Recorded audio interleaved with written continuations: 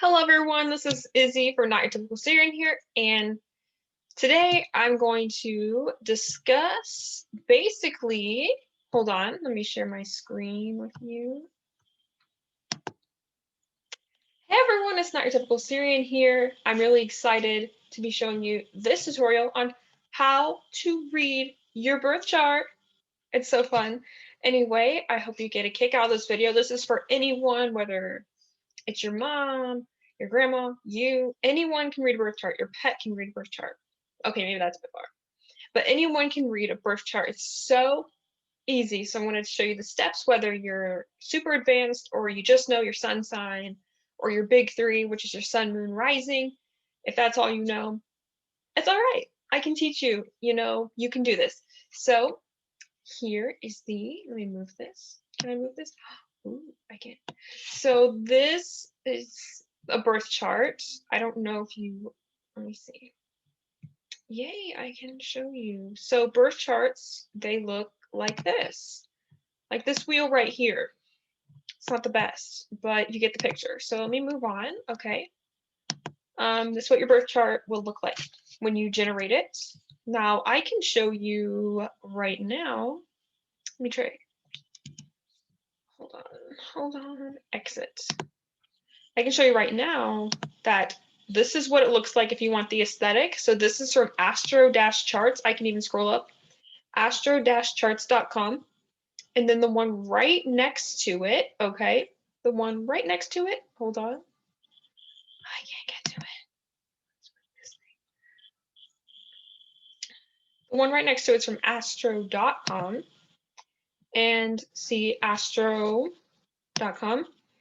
And you get something like this. So it's really, if you want the aesthetic, you can go to the other website, which is this one here. Or if you want, I can't get it. This is the thing with, thank you. You can have this. So yeah, it's up to you. Same birth chart, different format. I'm going to teach you how to read both of them. Okay.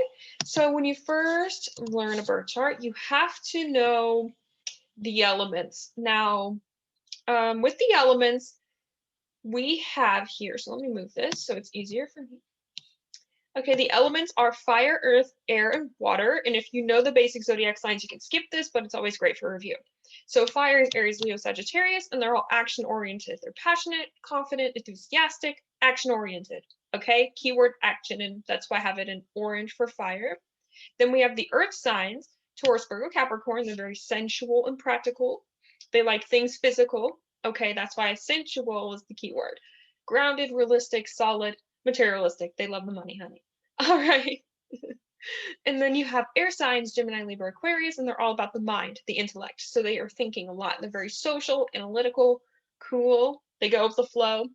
That's more water, but they're very much in their mind. They like thinking and socializing with others. So that's why the intellect is the keyword for them. And then the water signs are Cancer, Pisces, Scorpio, or Cancer, Scorpio, Pisces. And their keyword is emotion. Can you see that? Yeah.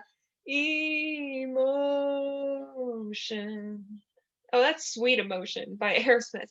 Anyway, they're sensitive, emotional, deep, and sometimes intuitive. So that's why the keyword's emotion, because they're water, and water is like the emotions.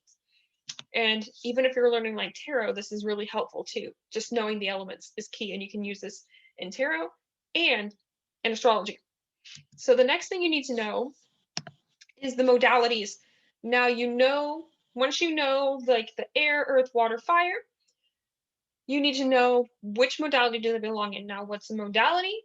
It's basically just an area of signs. They all have all the 4 elements because there's 12 zodiac signs, 3 modalities, and if you divide 12 by 3, you get 4. So there's 4 signs per modality. That was a lot.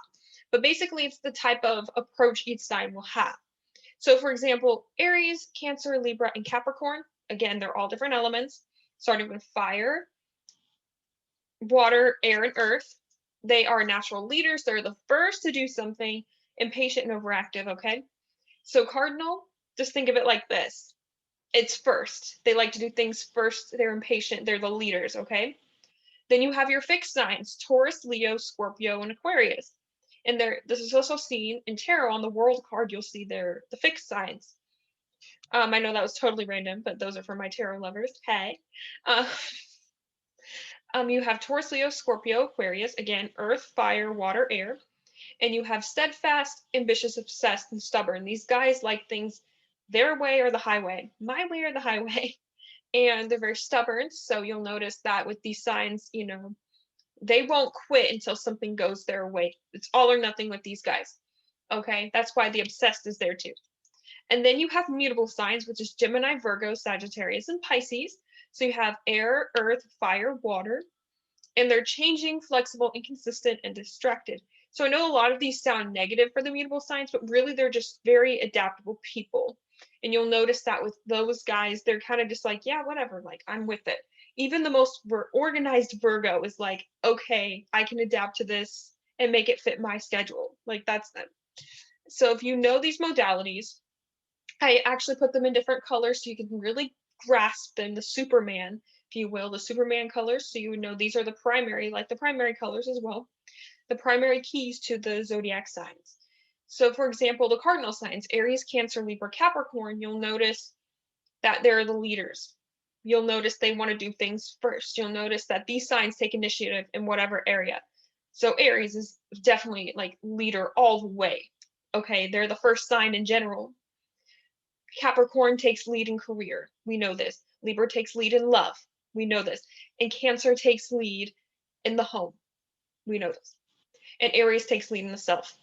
And then you have the fixed signs, you know, Taurus, Leo, Scorpio, Aquarius. And for example, they are very stubborn for the most part, but a good quality about them is that they're very ambitious and they're steadfast and they are set on something.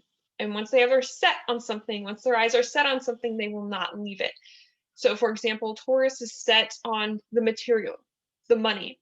Leo is set on the self and the romance. Seeing a pattern here, aren't we? Scorpio is set on others and the intensity of something, and Aquarius is set on humanity as a whole. Then you have mutable signs, Gemini, Virgo, Sagittarius, Pisces. They're adaptable. They're very versatile. Again, I saw the traits for the mutable signs and they all were leading to the same thing, basically. They're all like versatile. And I really, really like that, by the way. For example, Gemini is very versatile in conversation and with others. Virgo is very versatile in routine and organization. Sagittarius is very versatile when it comes to travel and long distances. And Pisces is very, you know, adaptable when it comes to their own intuition and religion. Okay? So those are the modalities. And here is the important part. So you see these are the glyphs here, the symbols. I'm sure you know what the moon looks like, but here's the sun and Mercury. And I have the other planets here that you should know. Do you guys like my scrunchie? It's like a mint color. Here, can I get this? Yeah.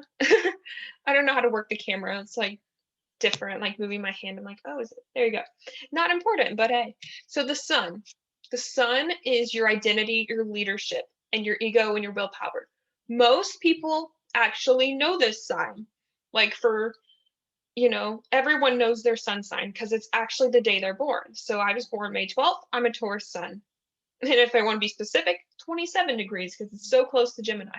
Not really because it's kind of in the middle of Taurus, but actually it's 22 degrees. My point is you know your sun sign because it's the sign you're used to knowing. You don't always have to rely on it. But then you have the moon sign, and it's your feelings, your responses, your habits, you know, your sensibility. It's basically your intuition. Mine's again in Taurus, but this one you really have to check and have your birth time for, because if you don't, then it can be in a completely different sign. You'll be like, well, I can't relate to my sun sign because it's probably not the same as your moon sign. So your moon sign is going to be how you feel, like what kind of food you like, things like that. Also hand in hand with Venus, which I'll get to, but you know, it's what makes you feel loved. And also, again, the sun represents the father figure and the moon represents your mother figure in your life when you were born, okay? So depending on where it is in your chart will depend on how your parents were at the time of your birth, because I will get into what the birth chart shows. Your Mercury sign is your rational mind and your thinking processes and how you communicate. And it's also about local travel and transportation. So it's like driving your car, walking, taking a bike. That's Mercury. Talking right now, I'm using my Mercury sign to talk to you right now. It is actually in Gemini, but basically you can think of the Mercury as, this is how I'm doing things. It's my actions. But it's more so communicative actions like writing or talking or walking or driving, communication. That is Mercury, okay? I will get to more in depth with them in a second, but there's more to show you. Then you have Venus. Venus is your affections, your love, your aesthetics, your attraction, your values. Basically what you're attracted to and how you socialize as a whole, that's Venus. So for instance, my Venus is in Gemini, so I probably really have to connect with your mind. I'm really attracted to things that keep me engaged in a conversation and things like that. But it's also your aesthetics. So whatever Venus sign you have, let's say you have like a Venus in Scorpio, your aesthetic is probably darker things, and your attraction is probably to like the bad people, the bad boys and girls. And you probably value intensity, and you're affectionate as hell. You know, just think of it in terms like that. Now, I do know that the nervous signs, the best signs I'm going to get into, but I'm just having so much fun. That's the Gemini coming out. But ultimately, Venus is also what you like, your values, you know, like your political agreements, your religion in a way, things like that. I'm going to move this because I think it's in the way. There you go. Yay. But yeah, Venus is what we're attracted to. Like, it can also be someone's wife. If you're interested in women, it can represent your wife. But if you're not, it just represents like the kind of friends we attract, or just the people in our life that we just like, you know. Isn't that cool? And Mars is aggressiveness, competition, independence, assertiveness. Basically, I didn't want this, when I was describing Mercury, I didn't want to say it was all action, because Mars is the action. Mercury is the reaction, it's how you communicate, but Mars is the action you actually take. So, for example, your Mars can also be, you know, the way your actual sexual drive, the actual act of it. But Mars can also be like how you exercise, how you like to exercise. And if you're not an exercising person, what kind of work you do, and how you do it. And again, it's how you compete with others. It's basically, if you're an athlete, your Mars sign is what you want to pay attention to the most, because it shows how you compete with others as well. And if you're not an athlete, it shows how you work out, or it just shows how you are when you're angry. Definitely when you're angry. So if you have a Scorpio Mars, you're going to have a pretty well-placed Mars, but when you're angry, you're probably going to really want revenge on people. If you have like a Gemini Mars, you're probably going to really like talk people up. You're going to be yelling and ranting when you're mad. You know, those are just examples. And then Jupiter. Jupiter is growth, philosophy, higher education, long distance travel, or communication. I just put these 4 traits because I wanted you to get a basic idea, but you can really come up with more solutions as you learn about the planets. But Jupiter is literally about expansion. It can literally, if you have it in like an important, like, I'll get to what the houses are, because I really want you to understand that's what I struggled with. But if you had like Jupiter in your first section of your birth chart, it could mean that you're a little fat because it's expansion. But all in all, it's really about, it can also mean you're super optimistic, because Jupiter is about growth, philosophy. It's about being happy. Jupiter expands wherever it's at, and it never has any negative placement to it. It always adds. So if you have a lot of Jupiter influences, you can have, if they're good, you can have a lot of optimistic things and opportunities come your way. And also, ladies, or anyone really interested in men, this can be your husband. So this can describe the traits they have, how they act, etc. My Jupiter is a really well-placed Jupiter, and I'll explain why. But yeah, like it's just how you are spiritually as well, because it represents religion and philosophy. So what you believe in as well. And it's where you would like to, it's long distance travel. So like if you were to travel to a different country, it's like how you would experience it there and what you would like. But again, this can also present college experiences too, because it is higher education if you are. But again, it shows growth as a person, how you grow. So for instance, if you have a Cancer Jupiter like me, if you have a Cancer Jupiter, you are most likely very optimistic. You you you basically really care for family and friends, and you're super giving. And I'll explain why that's a good placement for Jupiter. But if you had like a Capricorn one, you might be greedy with your money and stuff. You may be more focused on work things and you just don't like to share things. So yeah, and you're not as optimistic. But that's just a generalized version of it. Okay, but Jupiter all in all is about optimism, religion, and traveling to other countries and pursuing a better education for yourself. And then we have Saturn. Oh, lovely Saturn. It's about structure and organization and responsibility, maturity, limits, and authority. Basically, things that restrict you that can make you stronger. So this can also represent father figures and karma as well, but I didn't want to put it there because it's not really, it doesn't have to necessarily be karma. You'll probably hear people talk about Saturn returns, about how horrible they are, which by the way, I'm sure they are. I'm just not old enough to have one yet. And I won't be for a few years. Yay! Because I don't want Saturn to return to my sign yet. But don't worry if you are experiencing this right now. That's okay. But Saturn is a good placement and a bad placement. Because it can, like, let's say you have Saturn, like, in the first house or whatever. It can mean you're super ripped. But, because Jaehyun had that placement when I talked about his birth chart reading. But it can also mean that, you're kind of a downer, It literally dampens any place it's at, but at the same time, it can really, like Jupiter, it can help you grow. But it is where authority gets you. So it's where you're limited in life. It's where you're like, do I really want this? It can be where you really restrict yourself or where you really commit yourself. It's up to you how you want to interpret it and how you see it for yourself. So if you had like Saturn in the 7th house, which I'll talk about them, the house of relationships, if Saturn's there, it can mean that you just don't pursue relationships, or once you're in a relationship, it can go really long term. It just depends on how you see it with Saturn. It can also mean if you have a good Saturn, you're super organized, you're very powerful, things like that. Mars is also power as well. And then you have Uranus. It's about the unusual, curveballs, uniqueness, revolve and reform, basically change. Change usually, and surprises if it's good. So Uranus is more of a generational planet. That's why you'll see a lot of people might have like the same Uranus that are born close together. It's because Uranus is one of the slower moving planets. But overall, Uranus brings change, and a lot of it. But not as much as Pluto. But Uranus will bring change that you probably don't want. You're like, if you have Pluto in your 4th house or you're a family, which I will talk about these houses. I just want you to understand and get in what I'm saying. So when I'm talking about it and showing you the houses later on, you'll be like, okay, that's what you mean by this placement. Yes. So Uranus there in like the house of the home and family, it can mean you always move because it's reform, right? Uranus is about the unusual. So if unusual things happen in the house of family, it can mean you don't have a stable home life. So you're always moving. Things like that. And if you have Uranus like Gen Z, I'm just going to straight up say, I bet y'all are Gen Z. You have Uranus and Aquarius.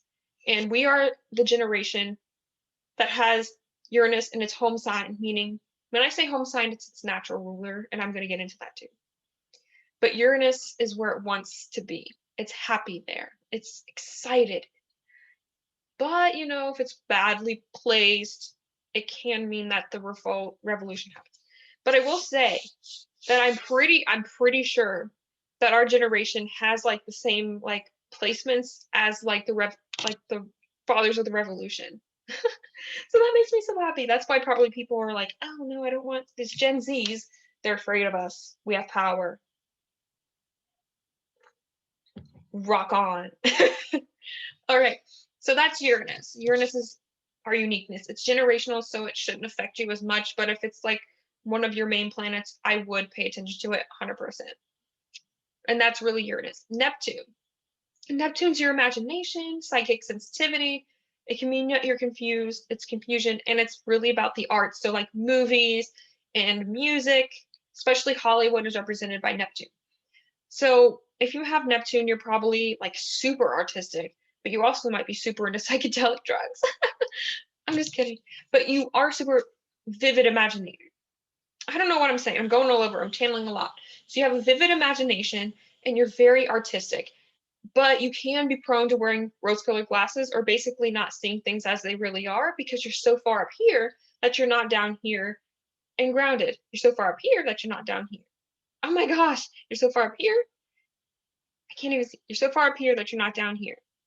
Hey, think I got it. But yeah, Neptune, it can be a great planet, but it can make you super emotional, or it can make you like not see things as they really are. So it really depends on how you prefer to see Neptune. Now, Generation Z, my homies, we have it in Aquarius.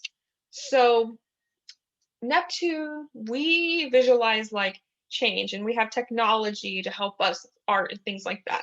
It's not one of those planets you really need to stress about if you're still learning, especially like with Uranus. But if it is like one of your main rulers, which I'll get into what the chart rulers are, you do want to pay attention to it because it will affect you. Okay. So Pluto, last but not least, Pluto. Pluto is rebirth, transformation, sex, finances, shared resources, and death. Okay, so Pluto has a lot going for it.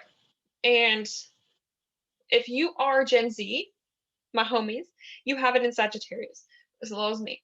So we basically have a change with freedom. Freedom, because those are the values of Sagittarius, and I will get into that, I promise. But Pluto is where we experience the most change, and by death, it can mean your literal death, or it can mean like your metaphorical death, where you change like physically, spiritually, emotionally, all that, mentally, all of that you change. It can mean like how you for sex, but this is a generational planet, so it doesn't affect a whole lot of people unless it really is affecting your birth chart. Okay, so I need you to understand that. That it can mean where you experience the most transformation. I have a typo right here. But yeah, it's where you experience the most transformation. So with Gen Z, it's a transformation of freedom. We're going to change the world by making it more free. The founding fathers had this. Does that surprise you? Not really. Okay, so I know this looks like a mess, but I promise you, you'll get it. So here are the hieroglyphs again. I want you to see them for what they are. And these are the natural rulers. I have it right here, okay, for you. So the sun is naturally ruled by Leo. Okay, make sure you understand this. They have a special, the signs, like the planets have specific zodiac signs that rule them. And these signs right here are the natural rulers. So if you have these placements, it is in its natural sign. So the sun is typically, it's natural ruling by Leo. The moon is naturally ruled by Cancer. Venus is ruled by naturally by either Taurus or Libra. If you have either one, it's in its natural ruler. Mars is ruled by Aries. I know a lot of people like to put Scorpio here too, but that's where I think Pluto fits best. Mercury is ruled by either Gemini or Virgo. If you have them, it's the natural ruler. Jupiter is naturally ruled by Sagittarius. I know people like to add Pisces here as well, but I feel like Pisces fits more with Neptune. Saturn rules, its natural ruler is Capricorn, and Uranus is naturally ruled by Aquarius. Neptune, Pisces, Pluto, Scorpio, okay? If you can take a screenshot of this if you want, so you can understand these are the natural rulers, okay? So that you don't get confused. Okay, so these are the bonus placements that I forgot to share with you. So you have the North Node that looks like a horseshoe, and it's your destiny point and your uncomfort zone, if you will. So basically, it's the place in life you're meant to be. So usually you share the same North Node sign with about people born about the same year or two as you. Okay, so for example, my North Node is in Gemini, so my destiny point would be to communicate to others, to be interesting, to really share what's on my mind, to really just be in the traits of Gemini, and to just communicate so much in like my neighborhood or on broadcasts or newspapers in some form of writing, because it's Gemini rules communication. And Mercury, remember, if we go back, Mercury is ruled by Gemini. So if my North Node is in Gemini, then I need to do things related to Mercury. If your North Node is in like Taurus, like my sisters, my younger sisters, you would want to create art or food, or you would just need to have something very humbling and artistic to show the world, because, you know, Taurus is ruled by Venus, and Venus is like art and aesthetics.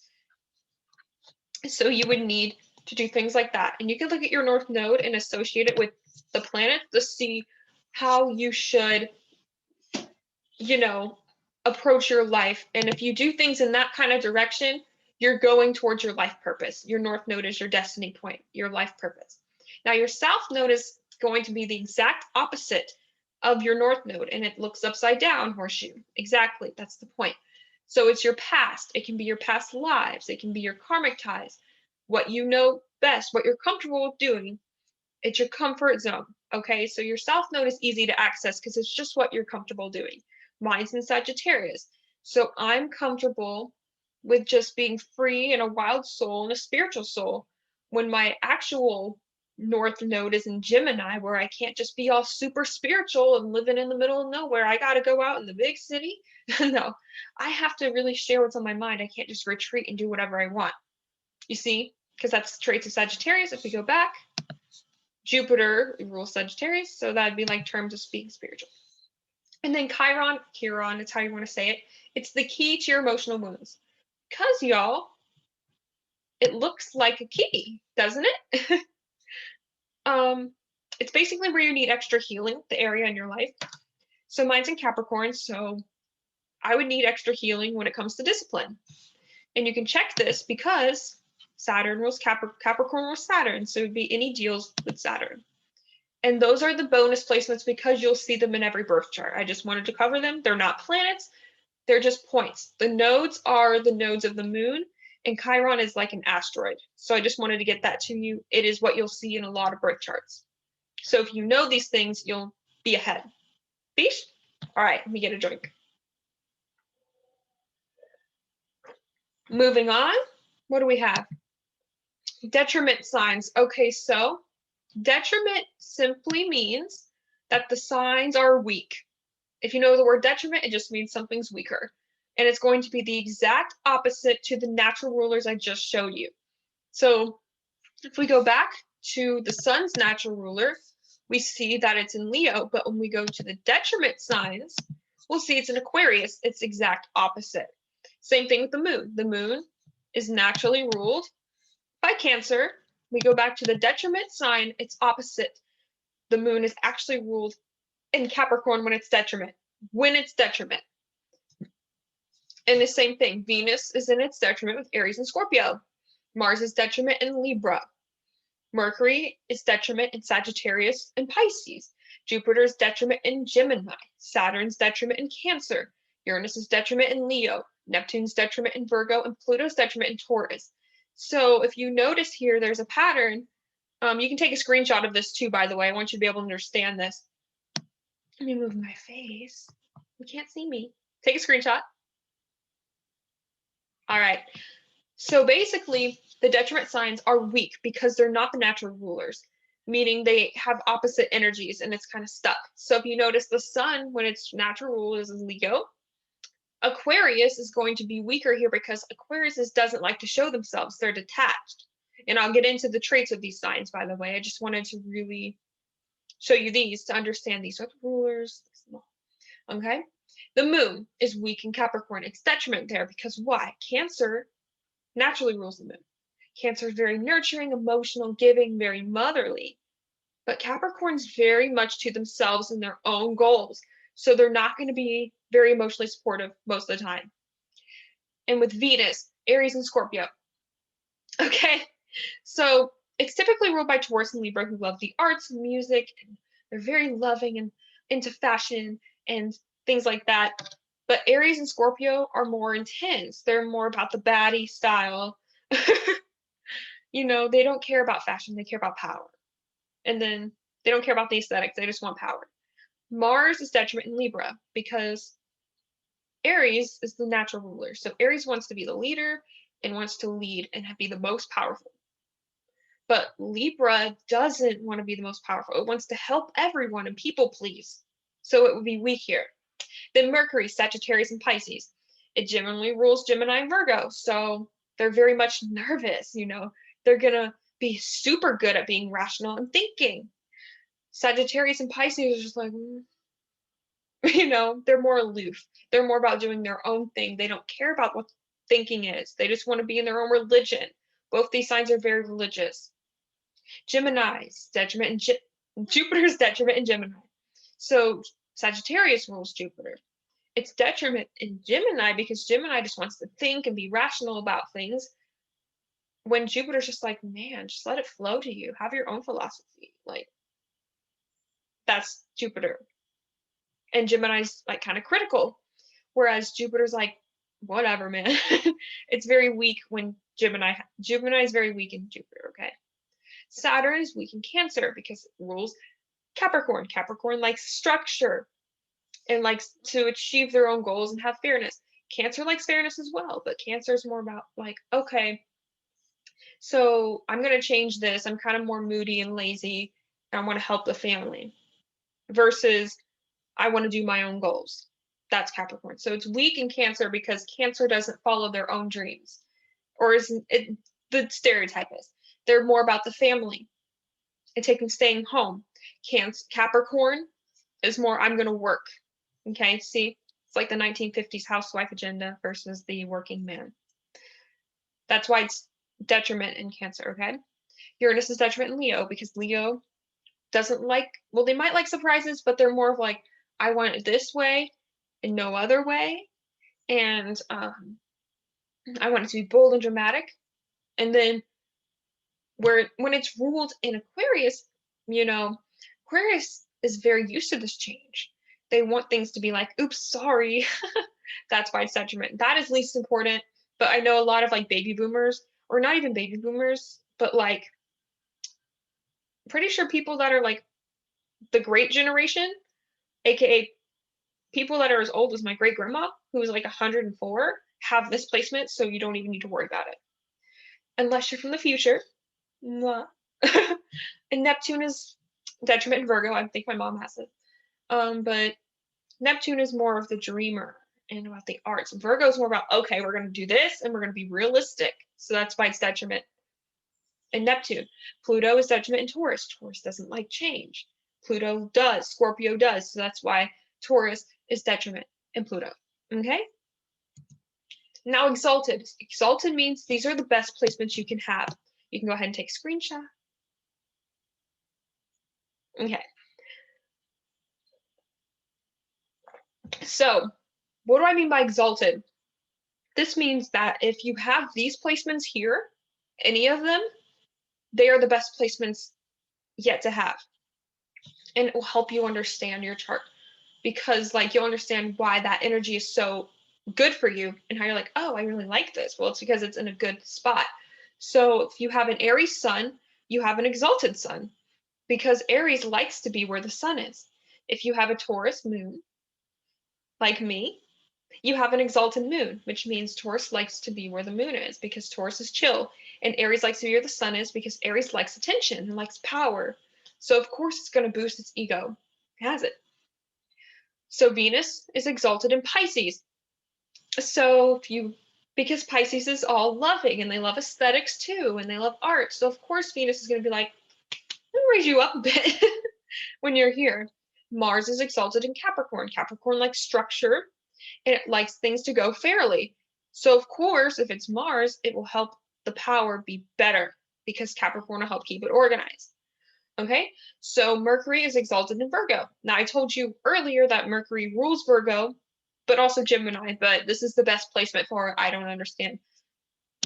But Virgo is very analytical and critical and a great thinker. So if you have a Virgo Mercury, you have an exalted Mercury.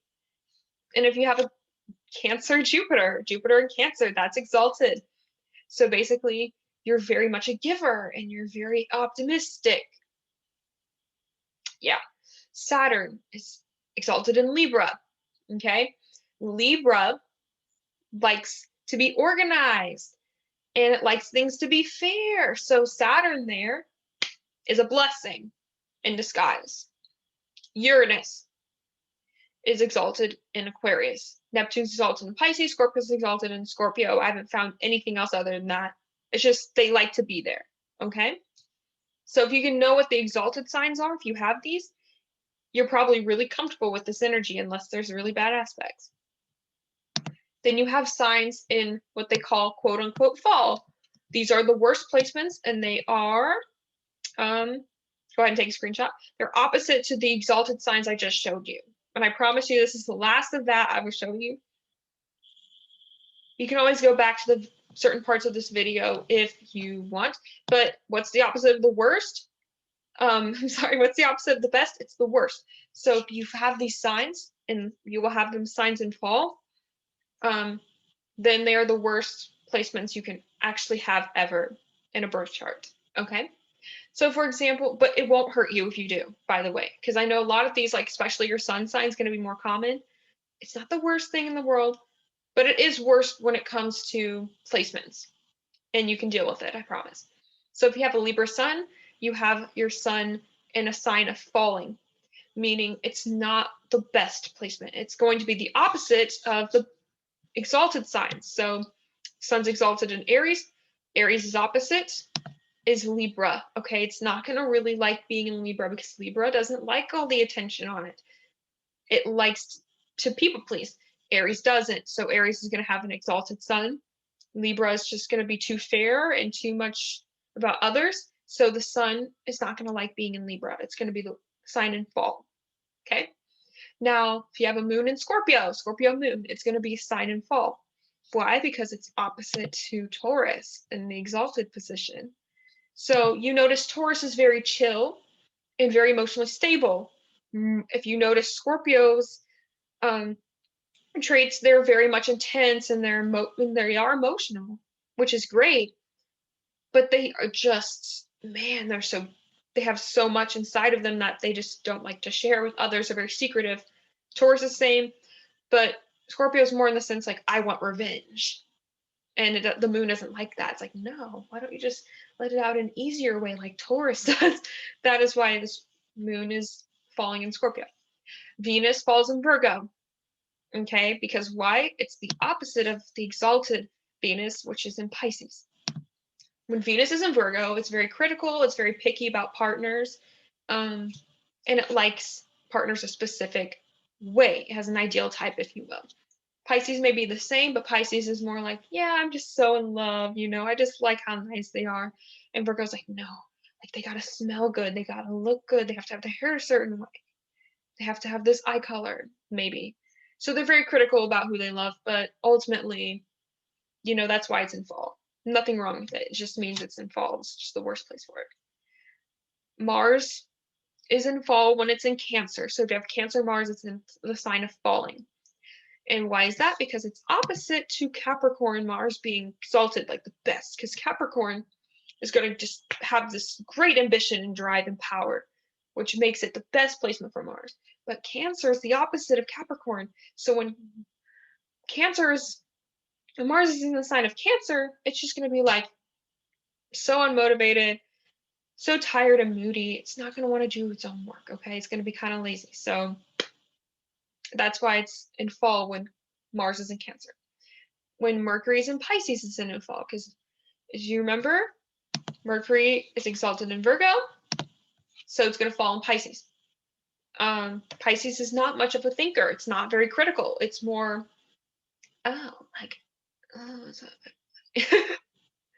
not that bad of a placement, but it's just like, they're very aloof and they're in their own world. They're not going to be realistic. They're not going to be great thinkers. They're going to be kind of slower. So that's why it's going to fall when it's in Pisces. So Jupiter's in its sign of falling, when it's in Capricorn, because Capricorn is greedy. It's not going to want to give out money to charity. It's going to want to save it for its career. Versus the opposite sign, Cancer, at the exaltation point, Cancer is going to want to give to everyone and help out the community. So that's why it's exalted, and Jupiter in Cancer is exalted. Jupiter in Capricorn is at its fall because Jupiter and Capricorn are going to be more about them. So Saturn is in fall when it's in Aries because it's opposite. Remember, the exaltation point is in Libra. So it's the best placement for Saturn. The worst placement for Saturn is in Aries because, Aries is all about, I want things my way or the highway, and I don't want to help things be back to its ordinary structure. Versus Libra, who's very organized and people pleasing, and be like, okay, but this needs to be fair. This needs to be this way because that's the right thing to do.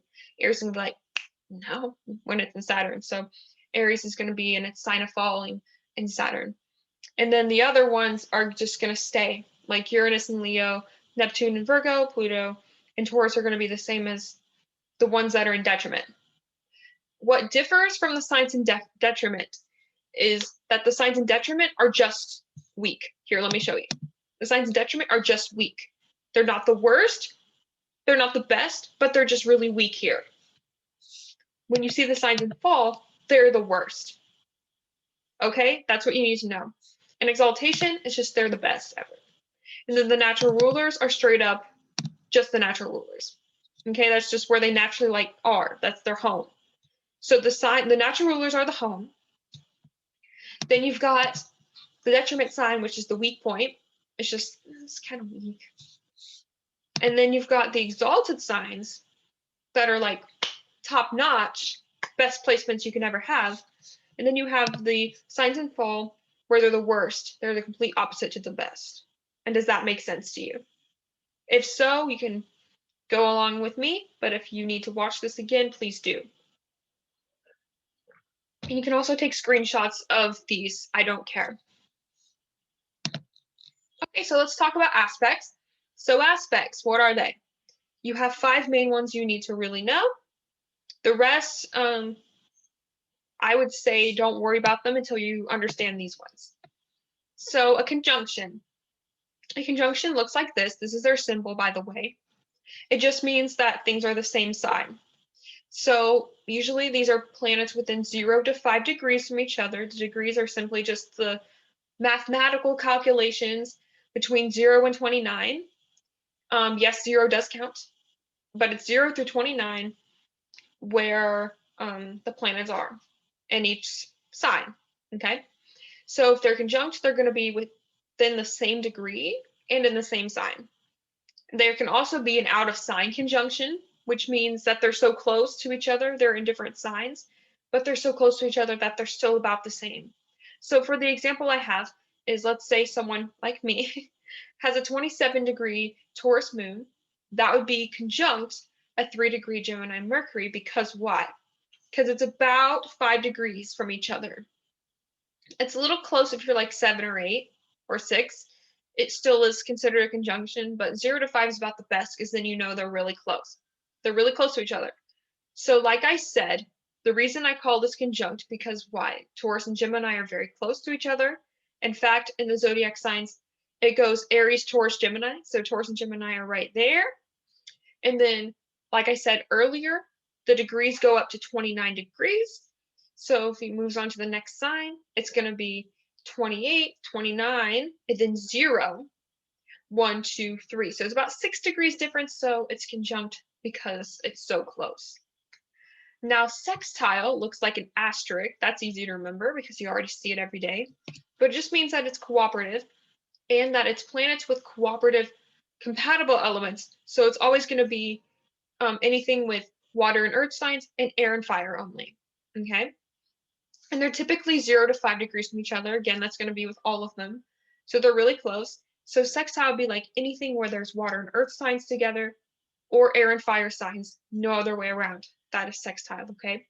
So an example I have for you guys is if someone has a 5-degree Libra Mars, that would be sextile of 5-degree Sagittarius Pluto, because Libra and Sagittarius sextile. Why? Because they're air and fire, and because they're so close together degree-wise. 5 and 5, that is like legit so close. That's like this, not even that much of a difference at all. At all, it's none. It's the same.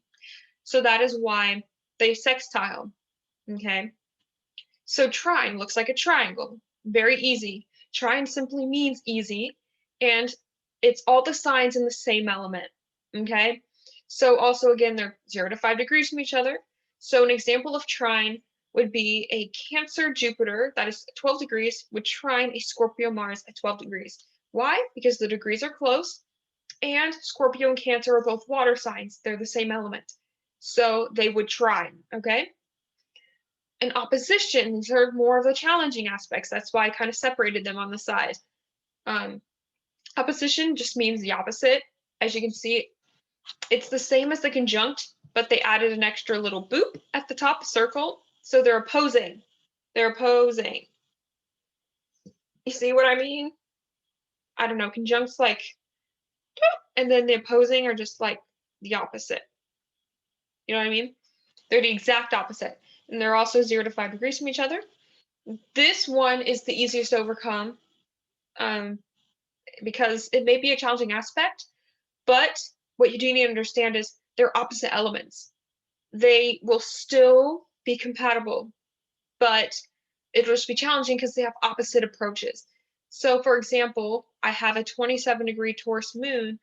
It would be in opposition of a 27-degree Scorpio moon because Taurus and Scorpio are the opposite of each other. Don't worry, I have a whole list coming up soon in the next few slides, or maybe the next slide, of what I'm talking about. Taurus and Scorpio are opposites, so that's why it's in opposition. And they're very close, 27 degrees, 27 degrees. So they're that close to each other, opposite signs, that's an opposition. Now a square literally is represented by a square. It's about Square Up by Blackpink. But it's where the tension lies. And again, they're 0 to 5 degrees from each other. This is the hardest one to overcome because, you know, it's just, they're not compatible at all. And they have the same modality, which I'm going to get into this. So square would mean that you notice here that they make a perfect square. The modalities would make a perfect square. So let's say Aries would be here, Cancer here, Libra here, Capricorn here, they would square, okay? That's what I'm talking about. And the same thing here with the trine. It would be like Taurus here. Hold on. Will it go away? Scorpio here, Pisces here. Taurus, Virgo, Capricorn. Boom, boom, boom. Okay? Or Taurus, Virgo, Capricorn. That would literally be it. But you get it. They're the same element. That's trine. But square, you know, they're, you know, the modalities I talked about earlier.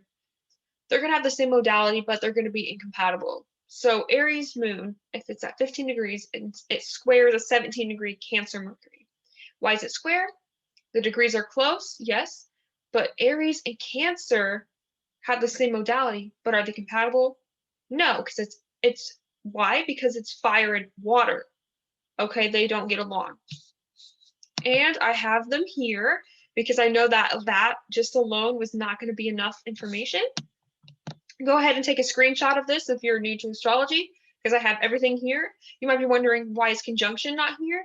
Because conjunction literally means that both of the signs are literally the exact same. You don't need to compare things that are the exact same, okay? You don't. They're the same. You compare things that are different. I mean, you contrast things that are different. Compare means they're the same, so yeah. So the sextile signs I have listed for you, all the way for Aries through Pisces, and I have highlighted them based on their element, which I have here by the trine. So the earth signs are going to be like Taurus, Virgo, Capricorn. You know, water signs are Cancer, Pisces, Scorpio. Fire signs Aries, Leo, Sag. And the air signs Gemini, Libra, Aquarius. And then I have the opposite signs listed here for you. Aries and Libra opposite, Taurus and Scorpio, Gemini and Sag, Cancer and Cap, Leo and Aquarius, and Virgo and Pisces. Okay, I have them there for you. In the square, I have all of them. Again, they're incompatible elements, same modality. And if we go back to the modalities, you'll see that. See, Aries and Cancer, Libra and Capricorn, Taurus, Leo, Scorpio, Aquarius. Again, but they have to be incompatible. So you couldn't do like Leo and Aquarius or Taurus and Scorpio. Why? Because they actually are opposites. Look here. They're actually the opposite of each other. Leo and Aquarius, Taurus and Scorpio. You would have to do like here, like Taurus and Leo, Taurus and Aquarius, Leo and Taurus, Leo and Scorpio, Aquarius and Taurus, Aquarius and Scorpio, Scorpio and Leo, Scorpio and Aquarius. I have this listed here for you so you don't get confused, okay? So take a screenshot of this so you can understand the rest of it. All right, so here's what your birth chart looks like. You've probably seen it. It's a snapshot of your birth. It contains the map of your life, shows your most vulnerable moments, and with the transits, you can predict future events. Use caution. What do I mean by predicting future events? I'll make a whole other video on transits. Basically, it's In short, it's where the planets are right now. So for example, the sun is in Pisces. That would be a transit that would hit, like, for this chart, the sun would be around this area of Pisces because it's almost Aries season. So it's probably like at 20 something degrees now. I'd have to check. But yeah, it shows you, like, basically it's the exact snapshot of your birth. So if you know your exact birth time, it's going to be, okay? So your birth chart will mostly look like that. If you can guess this birth chart, that'll be my next interpretation video, by the way. Okay, so let's get started with learning each part of this birth chart. So you'll see how it says number 1, talking about the first house here. So Aries is the natural ruler of the first, because why? We're going in order from the zodiac signs from Aries to Pisces. See here how I started it with Aries, Taurus, Gemini, Cancer, Leo, Pisces? That's the order of the wheel, okay, by its natural rulers. I want you to get that in your head right now. So Aries is the first house. Its ruler is Mars. We talked about it, but I had to bring it up again. So your first house is your image, your first impression, how you start things. Again, it can be how you wake up, your defense mechanisms, because Mars is like aggressive. It's your defense mechanisms. It's your relationship with your immediate environment, your general outlook on life, and your physical appearance, how you look. Okay, so your first house is located right here. So if you had like Saturn there, like I said, you'd probably look really ripped. If you had Jupiter there, you could be fat, or you can have a really optimistic outlook. If you had Venus there, you'd be naturally beautiful. Things like that. Okay. Taurus is the second. So its ruler is Venus, and it's typically the second house is about your money, your personal finances, your sense of self-worth and basic values, your personal possessions, your natural talents, personal resources, and valuables. And Taurus traits are like lazy, determined, artistic, and loyal. You're talking to a double Taurus, sun and moon, relatable. Okay, and your second house is going to be right here in your birth chart. Moving on to the third is in Gemini. The third is ruled by Gemini mostly, and the natural ruler. And its ruler is Mercury. Okay, so the third house traits are more about communication, speaking, the media, interactions in your immediate environment. Quote, the first house is your relationship with your immediate environment. The third is your interactions in it. Like I said, how your interactions, the communication you have. It's your siblings too. And it can also be like your dorm mates, your roommates too, in early environment. Neighbors, it can be like your education, like school when you were younger. That's why early environment is there. It can be neighbors, it can be like short trips around your neighborhood or, you know, around where you live. It's how you formulate thoughts, your thoughts in general, and language skills. How you can learn a language is the third house. And Gemini traits in general are analytical, bubbly, restless, and talkative. The third house is here, okay? So in this chart that I see, Chiron is there, so, and it's in Aries. So what issues would be here? Well, it'd be like areas in life that need healing. So anything that has to do with like school, education, neighbors, anyway like that. This person may have felt like they couldn't express themselves. Aries. Okay, they felt like they couldn't express themselves. Themselves would be like the Aries traits, and expressing would be Gemini. The fourth house is ruled by Cancer typically, and the ruler of Cancer is the moon.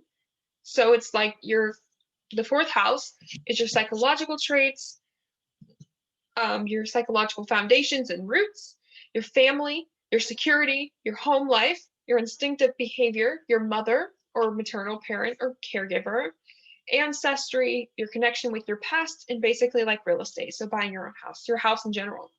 And Cancer traits are defensive, empathic, parental, and caring. By the way, I have like the symbols here. So if you ever wanted to know, this is what Aries, the symbol for Aries. So that's why I found that down here. Symbol for Taurus. Okay, it's right here. Symbol for Gemini, it's right here. Cancer, and the fourth house is like right here. Cancer looks like that though. But the fourth house for this person's here. The fifth house is Leo, ruled by Leo, the ruler of the Leo is the sun. So the 5th house is like your creative self-expression, your pleasure and entertainment, your attitude towards romance, your first child, what you deem fun or your hobbies, lovers opposed to like being in a committed relationship. So your flings and your costumes, how you like to dress kind of like for like stages and stuff and adornments. So like, ooh, this decoration would be pretty. That's your 5th house would tell you what kind of decorations you like. And then you have like, if you ever wanted to know what Leo traits are, creative, dramatic, prideful, and affectionate. And then the 5th house is typically like here. And as you can see, this is Leo's glyph. And then there's Leo here. That's what Leos are. But this person's 5th house is here and there's Saturn there. So they may feel like their fun is dampened on, right? So there's the sign for Virgo. So Virgo is typically the ruler of the 6th house and Virgo rules Mercury. So the 6th house is your work and your job, opposed to like your dreams, your career. Your techniques and methods, how you like organization, your routine, your daily routine, how you like to order things, your health and nutrition, your pets, your attitude towards having a routine, and how you perfect yourself. And Virgo traits are selfless, practical, critical, and dependable. So there's Virgo. That's the symbol for Virgo. It looks like it's saying me. That helps. And the 6th house is like right here. See, that says 5, 6 is right in this section. Libra is the ruler of the 7th house, typically, and Libra rules Venus too. This is what Libra looks like. It's like a scale. And 7th house traits are your companionships, your alter ego, enemies, your shadow self, your marriage, typically your first marriage if you have more than one, your significant other, business partnerships, lawyers, contractors, counselors, and just contracts in general. And Libra traits are romantic, elegant, and decisive and social. So Libra looks like this. It's going to be up here for this person, but the 7th house is right in this section here. See the number 7? Moving on to the 8th house, I know about this one, is ruled by Scorpio. So Scorpio looks like this. I had to move it because there wasn't room for it. But the 8th house, Scorpio rules Pluto, by the way. The 8th house is like transformation and crisis, our attitude towards crisis and change, sexuality or sex, death and rebirth, personality growth and transformation, psychology and the occult, other people's money, inheritance, or taxes. And Scorpio traits are mysterious, jealous, suspicious, or stubborn. Now, there's what Scorpio looks like. It looks like an M with an arrow at the end. And the 8th house is like this. I could go on and on about this house, but I'm not going to save time because I have like a huge 8th house stellium, meaning I have a bunch of planets clustered. Like this person has a stellium here, which means they have a bunch of planets clustered. I have a bunch of planets clustered in my 8th house area, so I'll show you that. And Sagittarius rules the 9th house. So Sagittarius also is ruling of the planet Jupiter. Sagittarius looks like this in this glyph. 9th house traits are your belief systems, your morals, your sense of adventure, exploration, your religious beliefs and personal philosophy, higher education, long distance travel, foreign languages and cultures, publishing and commerce. Wish I could say that better. And Sagittarius traits is honest, carefree, reckless, and philosophical. I try.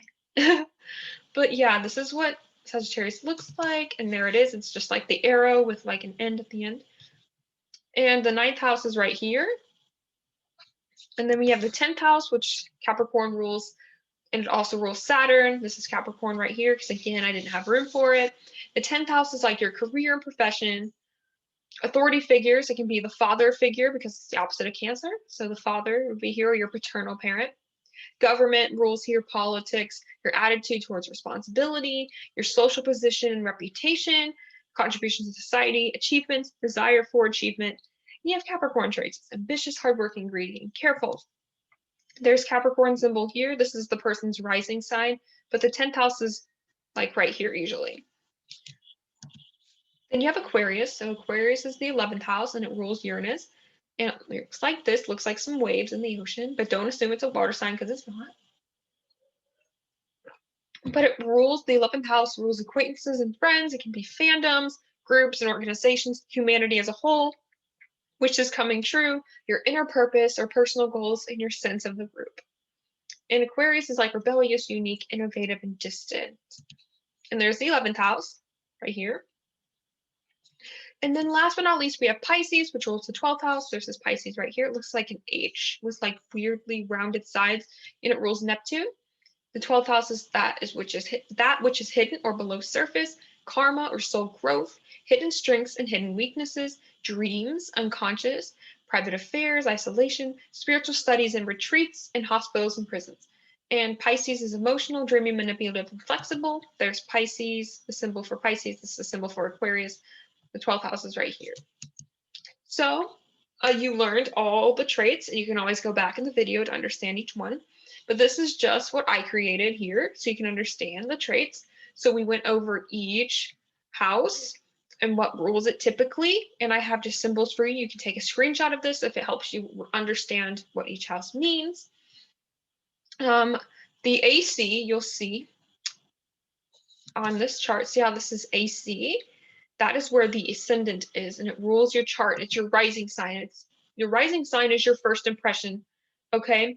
So go back to the Aries one. Sorry, this is going to hurt your eyes. Back to the Aries one, it tells you that the first house, the rising sign is another word for saying this is your first house, in a way, if you don't have a late degree. I'll get into that later in other videos. But your first house is your image, how you look, you know, your first impression, how you wake up as well, your defense mechanism, etc., your outlook on life. So I'm going to go all the way back.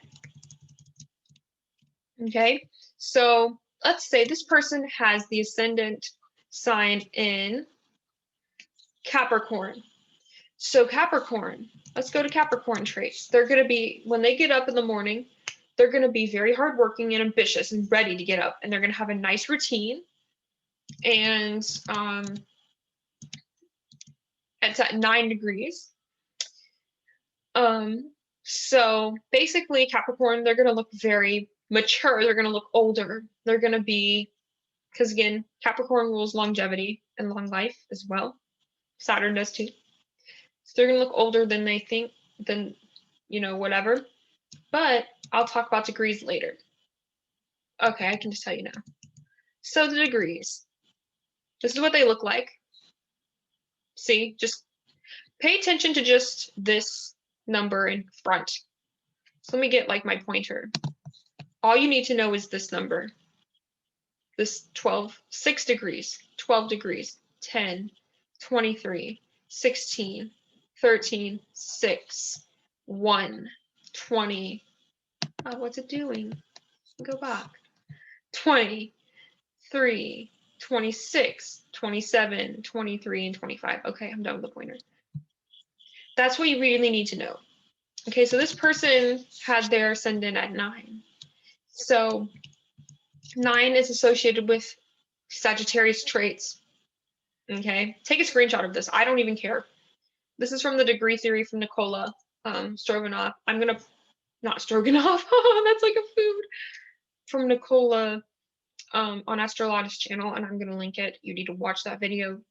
But basically, the zodiac signs have these traits. So if I were to look up the traits of Sagittarius, which is the 9 degree, as you can see here, there it is. It means this person, when they get up, they're probably going to have likely long legs. They're going to look foreign, or, you know, they're going to want to go out in the country. They're just going to really want to, like, in a Capricorn way, right, where it's traditional. So they might have really amazing long legs that they show off. They may look like a foreigner, but like a vintage, really great vintage person. And they, you know, when they get up, they might want to like play sports or just chill out, I think.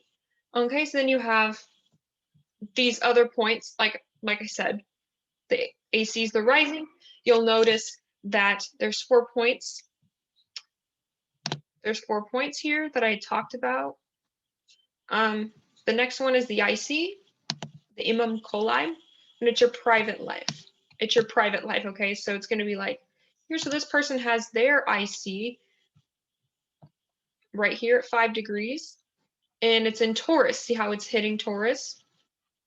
Here's Taurus. Here's where that line is. It's a big, bold line, and it's at their IC. So their private life is going to be very much like Taurus. We go back to Taurus. They're going to be very chill, artsy, determined, and they're just going to love cooking at home too, because Taurus loves food, right? At 5 degrees, which rules Leo. So they're going to really like love just they're going to center their life around the home. The home's going to be the center of attention because, you know, Leo's the sun, and they're going to love just showing off their home. Okay, even though it's going to be mostly like kind of private because Taurus is like that. Then you have your descendant, which is the exact opposite of your rising or your AC. This person's descendant is the exact opposite of their rising. It's at 9 degrees Cancer. Their rising was at 9 degrees Capricorn. Their descendant is at 9 degrees Cancer. So this means that their real self, because remember, this is the real self here. This is how you actually are. Your rising is how you come across to people and how you wake up in the morning. Your true self is exposed with the descendant. So this person has a Cancer descendant. So they're most likely going to be very caring, and they may look tough on the surface, but they're going to be very defensive and caring, and they're going to be very empathetic. Whereas their rising, which is Capricorn, they're going to appear very hardworking and ambitious and like they don't care about you at all and like they're greedy. Okay, so that's the descendant. It's how you truly are. So it can also be how you are when you're angry too, like when you're comfortable around people, like you've been around. So for me, when I'm around my friends, my descendant really shows because I'm more, my rising's Libra, so you know I come across as very like, oh, no. But when I'm really comfortable, I'm gonna be like an Aries. So I'm gonna do things my own way. I'm gonna be kind of bossy. I'm gonna be, you know, like that. But with the rising, you're gonna, it's the opposite. Okay, I come across as lovely and like I love to sing and dance and like I look probably really amazing, but my friends probably like, you just didn't try. It's like self-care day. And then we have the midheaven, which is the MC, which is the public life that you have. It's the exact opposite to your IC. So this person's MC is at 5 degrees Scorpio. Here's Scorpio right here. 5 degrees, there's midheaven. This person's IC is at 5 degrees, but it's Taurus. So it's the exact opposite. And so if they're, we saw it here. If their midheaven is at 5 degrees Scorpio, their career life's probably really intense. It's probably like mega difficult too. It's probably like very private, where their public life, it's at 5 degrees, but they take pride in it. They take pride in their career, but it's a private career. It's an intense career. It's probably really like, they probably work in a lot of areas that deal with like either the occult or just like maybe sex work, or let me see, what were the traits of Scorpio? Probably funeral homes too, or like psychologists, you know, but they take pride in their work because it's at 5 degrees of Leo. And that's really it. But the rising sign determines the order of the entire wheel, because like I said, remember how I said the natural rulers of the houses start with Aries and end at Pisces at the 12? Well, if you don't have like an Aries rising, which most people don't, because that's like one sign, then you're going to have a different order. And wherever your rising sign is, that's where the order of the houses are going to start. So for this person, it's in Capricorn. For me, look here, it's in Libra. And it spells it out for you. But for me, here, it's in Libra, okay? It's in Libra. At late degrees Libra, yes, but it's there. Okay? So that's what you need to understand with that. It's in Libra, okay? So, yeah. Like, that determines the entire order, because the next mine goes like Scorpio. And if you have a Libra rising, these are all going to be flipped, because see, Libra's here, opposite of Aries. So yeah. And then this is, again, I have Remember Me. This is the chart. This is, if you can guess this celebrity's chart, that's who I'm going to be reading for. He's a rapper in Hong Kong. That's all I'm going to tell you. And he just left a group.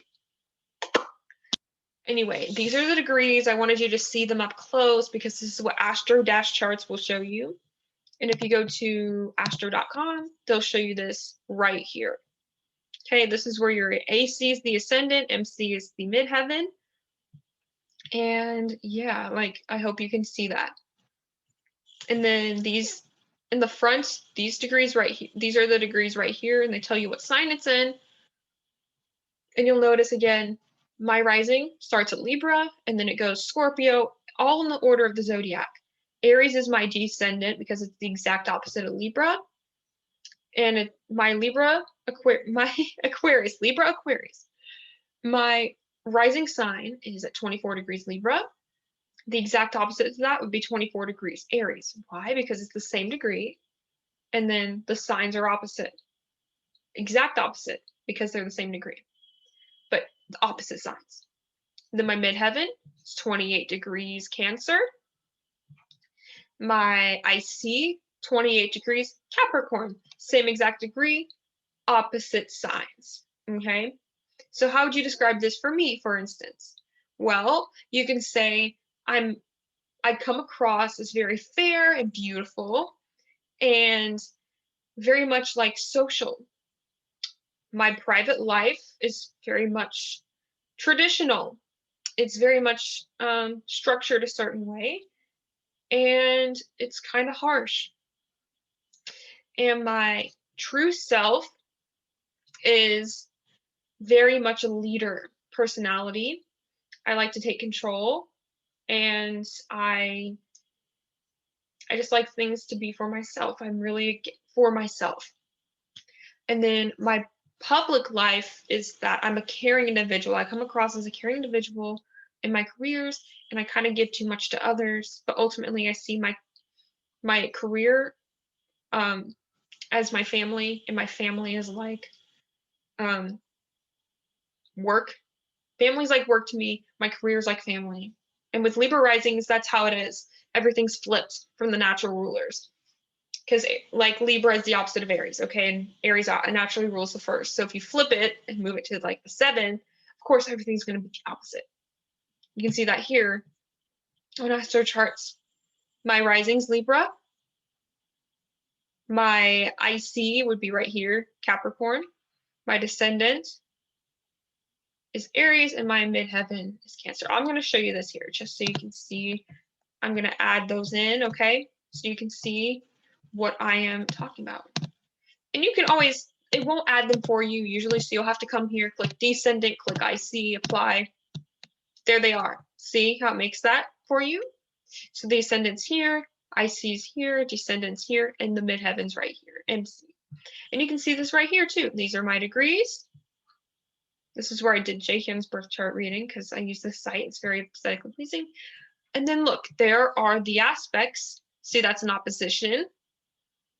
See, that's a square, a sextile, a conjunction, a trine. You'll see these, okay?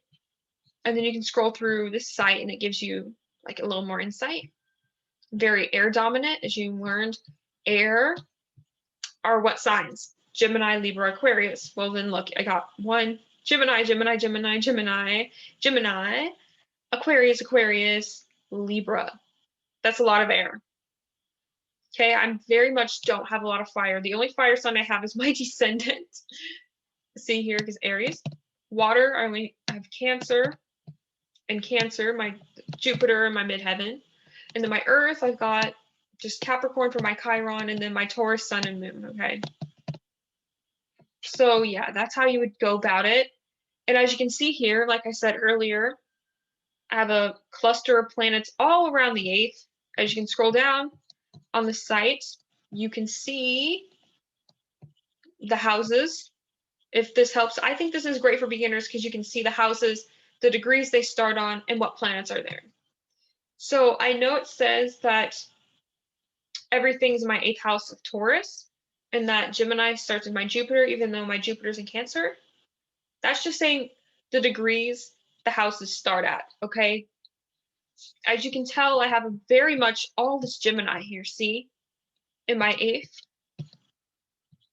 But that's just the degree it starts at. It starts at 22 degrees Taurus, where my sun happens to be as well. So I have 7 planets here. Yes, I've counted before. And my Jupiter's not in Gemini. It's in Cancer, but it starts at the house of Gemini. Hope I'm not throwing you off here.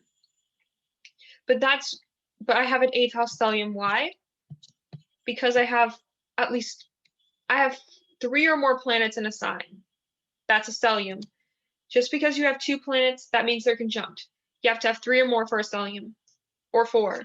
But I definitely have to made the cut with 5 being in Gemini.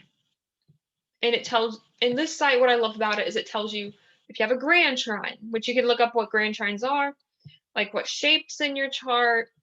And of course, I have multiple planet opposition because I have a Gemini stellium, but yet my Pluto is the opposite sign of that in Sagittarius. So it's really kicking my Saturn's ass. Okay, it really is. And then it tells you the moon sign you were born on. I was born on the new moon in Taurus.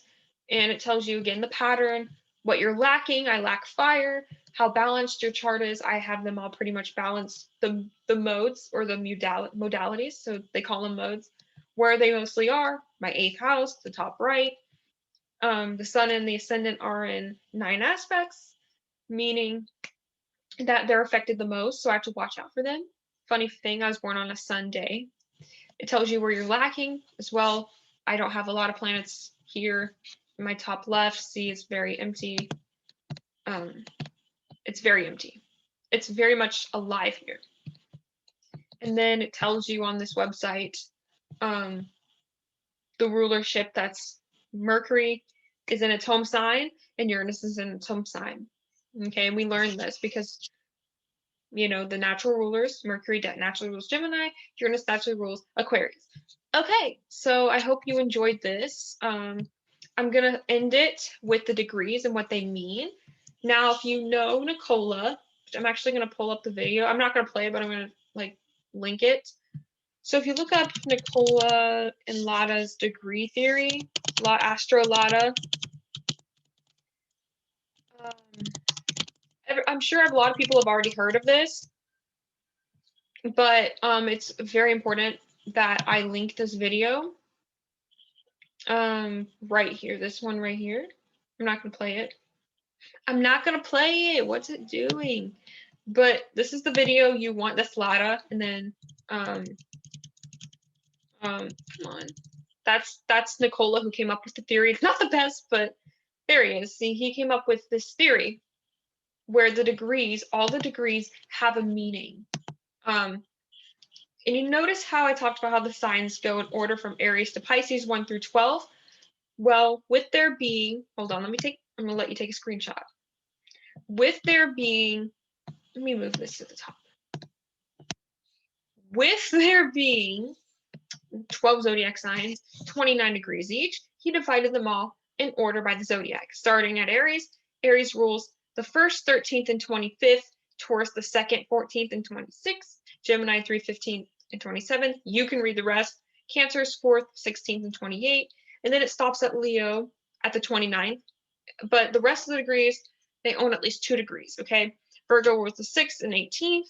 Libra is the 7th and 18th. And you'll notice that it goes along with the house rulers as well, like Aries is the 1st, Pisces is the 12th, Scorpio is the 8th, Taurus is the 2nd, and it goes on.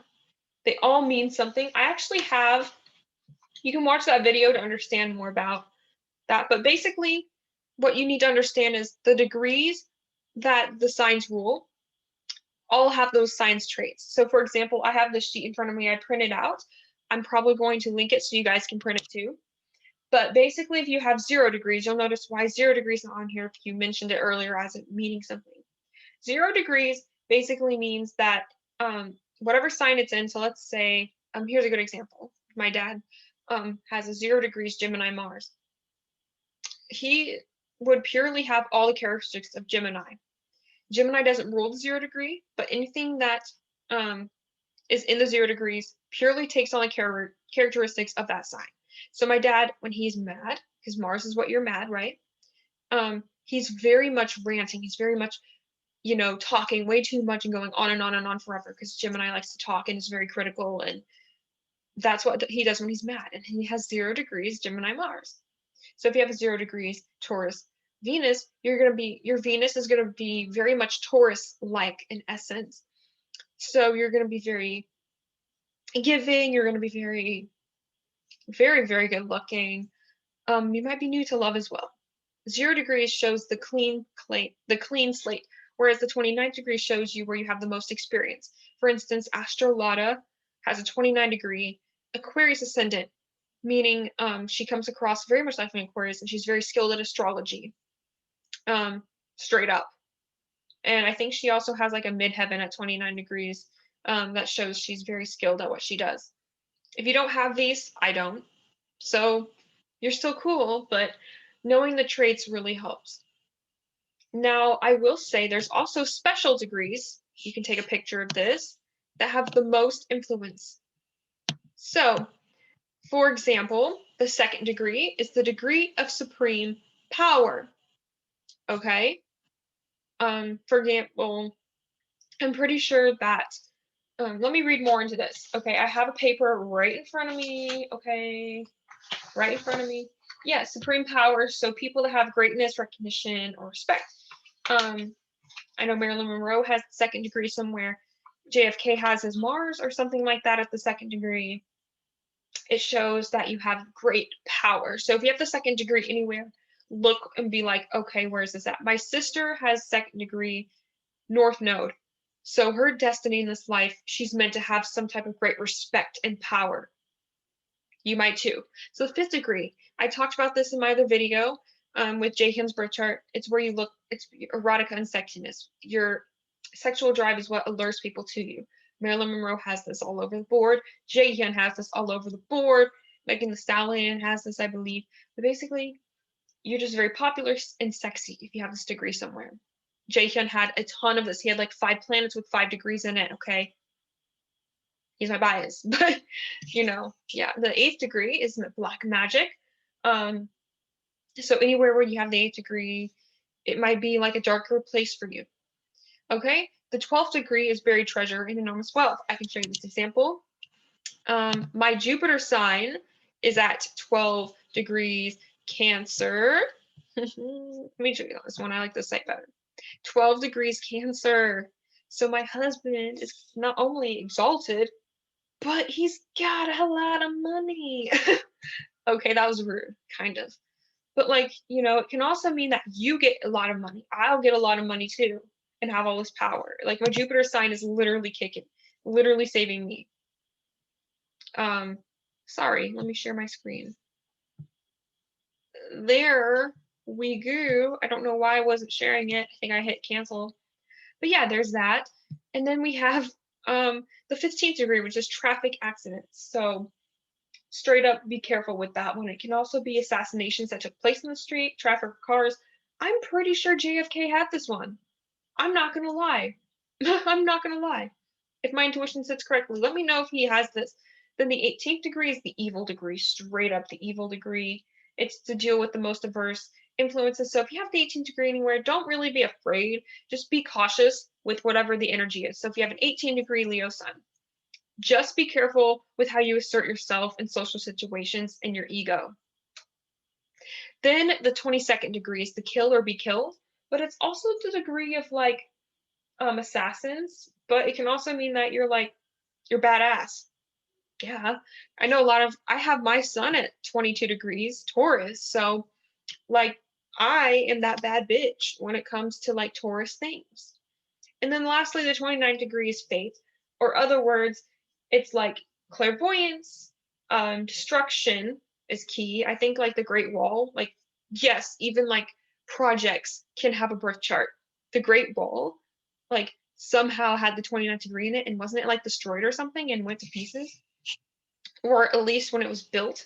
Something with like that time period, either the Great Wall itself, that birth chart had 29 degrees, or the ruler of China at the time had 29 degrees in his chart, and it was just a bad fate. But it also shows you where you have the most experience in your life So like I said with AstroLada having 29 degrees Aquarius Ascendant, very great at astrology. Aquarius is like the uniqueness. It also rules astrology. Okay, so that's all I have for you guys. So if you go to your birth chart and look at the degrees, you may understand it better. If I'm looking here, let's start with like my sun. It's at 22 degrees, Taurus, you know, in my 8th house. You would take the traits of the sun. So we know the sun starts at Leo. Okay, so the sun is like your creative self-expression and things like that. And you could even go here, the sun. Okay, so it's like my identity, my willpower, my ego. And it's in Taurus. So my ego, I might come across as very loyal, artistic, and determined, kind of humble, lazier when it comes to my willpower at the 22nd degree of Capricorn. So we look at Capricorn. But yet, like, I come across maybe as greedy too, because Taurus is like, oh, I love all these resources. But I may come across as a very careful individual. And again, it's the 22nd degree. So again, I'm going to probably come across as someone like badass, yet humble. And you would look at these traits. Okay, what would I do in the morning when I first wake up? That's actually how you can rectify your birth time. I know there's probably other processes, but one of the ways you can is asking someone, what do you do when you first get up? And if it doesn't really apply to what the chart shows, then you know they probably have a wrong birth time. So for me, my rising sign's at Libra at 24 degrees. So if we go back, let's look at Libra traits. So rising's how we get up. So Libra, romantic, elegant, and decisive and social.